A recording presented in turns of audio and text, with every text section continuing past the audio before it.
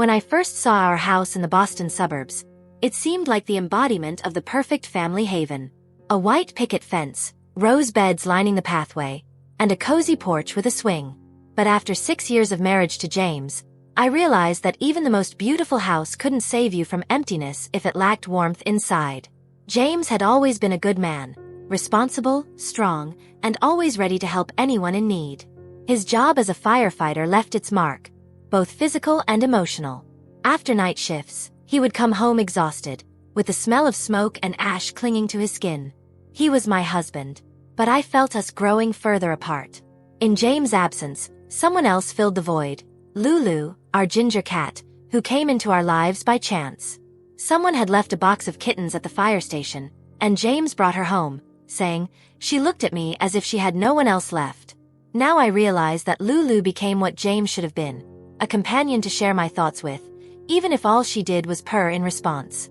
Everything changed 6 months ago when James suggested that his son from his first marriage, Josh, move in with us. The decision was unexpected. He had never openly discussed his plans with Josh before, but I didn't object. The house had become too quiet, too empty. Josh was the complete opposite of his father. Tall, with an easy stride and a perpetual smile. He could turn any conversation into a joke. His energy breathed life into the house, even prompting Lulu to chase after his socks. One evening, when James was delayed at work, I heard laughter coming from the living room. Peeking in, I saw Josh playing with Lulu, moving a laser pointer across the floor. Her ginger shadow darted around as he laughed and called her a little tiger. "She adores you," I said, leaning against the door frame. "That's because she knows I understand her," he replied, standing up. "We're both trying to find our place." His words stayed with me, resonating like a quiet truth. They weren't just about Lulu. They were about both of us. That evening, we had dinner together, just the two of us. Josh spoke about college and how he had chosen a challenging major to prove something to his father. I listened, feeling a warmth return to the house for the first time in a long while. When Lulu climbed onto his lap, I felt a flicker in my heart. For the first time in a while, I felt alive. And that's when I realized the shadows of solitude were beginning to fade. The morning began as usual.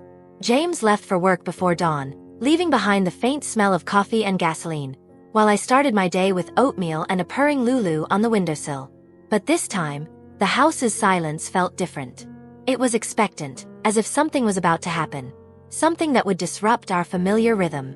Josh burst into the kitchen with his usual whirlwind energy, barefoot, in a t-shirt, and with disheveled hair. His vibrant voice immediately filled the room. "Have you ever thought about how hard it is to choose between right and wrong?" he asked, grabbing toast from my plate mid-stride. I laughed. "And you've been pondering this since morning?" "No," he shrugged. "I watched a movie last night. The hero kept making mistakes, but in the end, he realized it's not about where you start, it's about where you're heading." His words struck a chord. Wasn't this my life? Striving to do everything right, following the rules, living as expected. All of it had become routine. But lately, I'd been asking myself, what do I feel? That day, we decided to have a small backyard cookout. Josh manned the grill, flipping burgers, while I laid out the salads and napkins. Lulu sprawled lazily on the grass, squinting in the sun. "I have to admit," Josh said suddenly, staring at the grill flames, "I thought living here would be boring. But you've changed my mind." "You've changed the house's atmosphere," I replied. "It's warmer now." He smiled, but this time, his smile was genuine, not just the playful grin he usually wore. It was as if he understood how much his words meant to me. That evening, we sat by the fireplace, just the two of us. Lulu dozed on the couch between us, but as Josh started recounting another story, she jumped down and left, as if giving us space. "Why do you always keep everything to yourself?" he asked suddenly, his gaze steady and warm. "I don't know. Habit, I guess." Silence lingered. His gaze made me feel vulnerable. "Sometimes, you have to take a risk," he whispered. Before I could respond, he leaned in. Time seemed to slow as his hand brushed mine. His lips gentle and tentative, as if asking for permission. I pulled back for a moment, unable to speak. My mind raced with emotions. It was wrong, it was unexpected, but it was also something I deeply needed. "Sorry," he said, averting his eyes. "No," I whispered. "Don't apologize." That night, I lay awake for hours. The silence in the house was once again filled with shadows, but they were no longer empty. They were filled with questions I didn't know how to answer. The next day, the atmosphere in the house was different. Something had shifted after last night, and it hung in the air like the stifling humidity before a storm. I tried to distract myself. I baked muffins, repotted my orchids, even opened an old book I'd read before. But everything felt trivial. Josh tried to act natural, but I could sense his caution. Every time our eyes met, I saw something fleeting in his expression. Regret, maybe, or hope. Lulu, as if sensing the tension, followed me everywhere, leaping from the armchair to the couch, then trailing me into the kitchen. By evening, I decided I needed to step outside to shake off the unease. I suggested to Josh that we take Lulu for a walk. "A walk?" he repeated, standing up from the couch. "I think she wouldn't mind." We headed to the park a few blocks away. Lulu trotted ahead, her ginger fur catching the golden hues of the setting sun. The silence between us was heavy, but not oppressive. We walked, each lost in our thoughts. I think I owe you an apology," Josh said suddenly, his voice low, almost a whisper. "An apology? For what?" I asked, stopping in my tracks. "For last night. It was wrong. I didn't mean to put you in an awkward position." I sighed, trying to find the right words. "You know, Josh, it's not that simple. I haven't felt alive in a long time. It's like something inside me just burned out. And last night." I hesitated, the words catching in my throat. "Last night, I felt like I mattered again." He looked at me, and I saw his eyes widen in a mix of surprise and understanding. "You deserve to feel happy," he said softly. "Even if the world around you says otherwise." Lulu let out a loud meow, as if to remind us that time was passing. We resumed our walk, but now there was something unspoken between us, an understanding that what wasn't said often carried the most weight. When we returned home, the sky was thick with gathering clouds. With mugs of hot chocolate in hand, we sat on the porch, watching the first raindrops tap against the roof. "You know this is complicated, right?" I finally said. "I know," he replied, and I could hear a mix of confidence and sadness in his voice.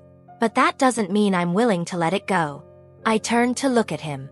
His face was softly lit by the warm glow of the porch light. In that moment, he seemed both so young and yet so resolute.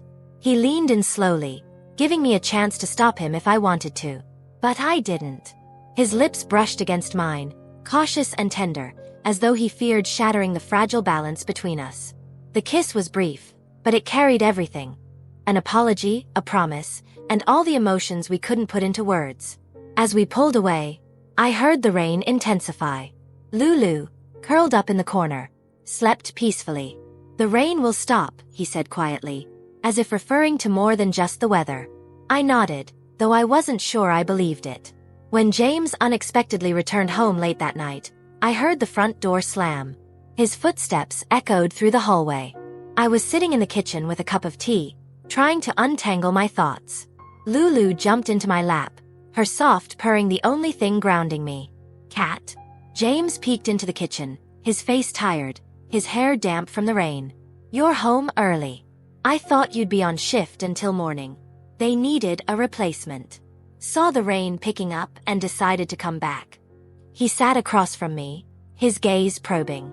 Lulu, sensing the tension, jumped to the floor and disappeared from the room. "Is something wrong?" he asked, his voice unusually gentle. I wanted to answer, but my thoughts were jumbled. An uneasy silence filled the room. Josh was upstairs, and the mere thought of him made my heart ache. "No," I finally said. "Everything's fine. Just tired." James nodded, but I could tell he didn't believe me. The next morning, the rain had stopped, but the air was still heavy with moisture. James left early, tossing a brief, "See you tonight," over his shoulder. Josh came downstairs a bit later, dressed in his usual t-shirt and jeans.